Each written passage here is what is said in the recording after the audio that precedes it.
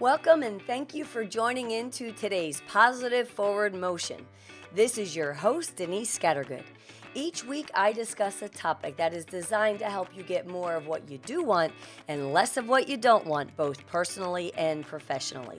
My goal is to add value to others by sharing a topic in 8 minutes or less, topics that will empower, motivate, and inspire you to have more happiness and success.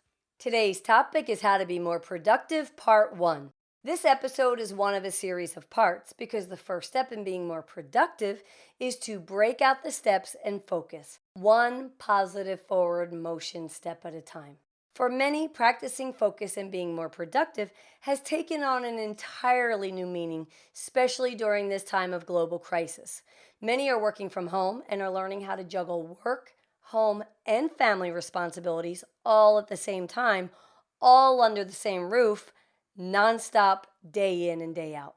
Prior to COVID-19, many started their days much different than they do now. Each family member went off to their prospective corners. Kids went off to school and parents went off to work.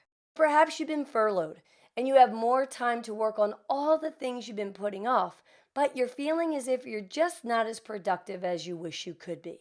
Either way, I'm happy you're here listening in because we can all use help with being more productive at some point in time in our lives. So let's start by understanding, what does it even mean to be productive?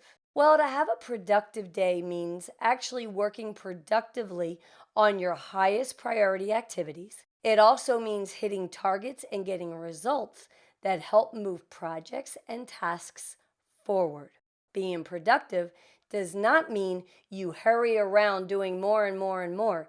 It means planning and working effectively and efficiently, using time as a guide and following a system for success. You see, we all have the same 24 hours in our day. And while some people can seem to zip through their days effectively and efficiently, being super productive, for some of us, it can seem like we run around doing all day, and when the day comes to an end, we don't feel any more accomplished or productive than we did when we first started. And I have good news, and that is that learning to manage your time and follow a system to be more productive is something that every single one of us can do. It just takes practice. And that's why I'm breaking this episode down into 4 parts. Each week, you're going to be given action steps to practice, and once you feel you've accomplished the steps, then I suggest you go on to the next episode and so on. So for some episodes, it might take a weekly practice. For others, it might take you 2 weeks of practice. It doesn't matter. Whatever it is for you, it's okay because we all have the same common goal in mind, and that is to be more productive and efficient in both our personal and our professional lives. And if you're thinking, well, my life is just a little too crazy right now, I would say just the opposite is true. Because if you learn how to be more productive now, while our lives have been thrown off schedule, we will really help us to be centered and focused and positively productive when things get back to somewhat of a normal schedule. So let's get started with just 3 things that I'd like you to focus on for this week. Number 1, understanding and pushing through procrastination. Procrastination is when we put the most important or hardest tasks on the back burner. And there's a lot of reasons we do this. Fear of failure, low energy, a lack of focus.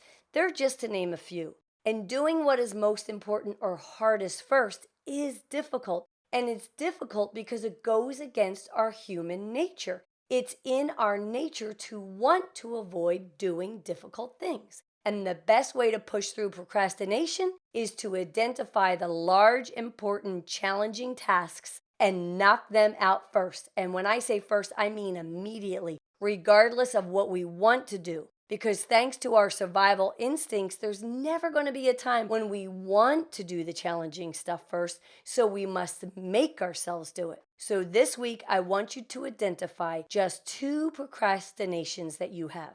Pick one that's personal and pick one that is professional. Let's say, for example, your personal could be you want to clean out the garage, you want to organize your paperwork to get your taxes done, or maybe you just need to have that much needed but tough conversation with your partner. Maybe your professional procrastination is calling back that upset customer, getting started on that research project, or updating your resume and putting yourself out there for a new job. When you get to work knocking the hardest things out of the way first, I want you to note how you feel. Also note how much easier the other tasks you have throughout your day become when you tackle the hardest first. Number 2, I want you to keep a distraction list. That's right, a list of what distracts you. When you understand why and how you put off the most important tasks, it will help you to understand and break your patterns. So I'll give you an example. I had a client that I was coaching, and we identified that every time she sat down to focus on studying for a very important test, she would first pick up the phone, call her friends and family, then she'd clean the house, then she'd go to cooking dinner. Then once she realized that even though these things were important to her, she was putting them in place of her own needs and would feel overwhelmed and out of control. What she recognized is that she had always been fearful of failing, and she felt as if she was a bad test taker. So rather than buckle down and do what was needed, she created her own distractions. So once you identify your distractions, it's also important to identify why they may be popping up. Then cross them off your list and get started on working on what's important. And number 3, plan your day the night before. Waking up already knowing your schedule and what needs to get done and when will help you be productive from the moment you start your day. Research confirms that when we write a list and then prioritize it before we go to sleep, 2 things happen. 1, we get a better night's sleep because our plan has been written on paper, which is now out of our heads. And this creates a more restful sleep, so when we get up, we can tackle our day full of energy. And number 2, while we're sleeping, our brains seem to go to work on their own, organizing and formulating a plan to help us get through the tasks that we wrote on paper. So there you have it. This is your 3-step plan to practice this week. And to summarize for you, number 1, identify and do the hardest task first. Number 2, identify your distractions that keep you from accomplishing those hard tasks. And number 3, write your tomorrow to-do list tonight. I'm so excited that you're joining me on this journey to be more productive. I'm going to leave you with one of my favorite all-time quotes. If it matters to you, you'll find a way. If not, you'll find an excuse. So I'm super glad that you are here finding a way with me. If you would like a free PDF worksheet of this episode's action steps, you can find a downloadable link under each podcast episode on my website, denisescattergood.com. Don't forget to stay in the loop of all things positive forward motion by following me on Instagram and Facebook at Denise Scattergood, and you can find me on Twitter at Alert Trainers. To add even more positivity in your life, you can text the word positive to 31 31 31, and you'll have special messages from me sent directly to your phone. If you like this episode, please review and share the podcast to help us spread our message of positive forward motion around the world. And don't forget to tune in every Wednesday for a brand new episode. As always, I'm wishing you continued success and happiness, both personally and professionally. And remember to keep up the positive forward motion.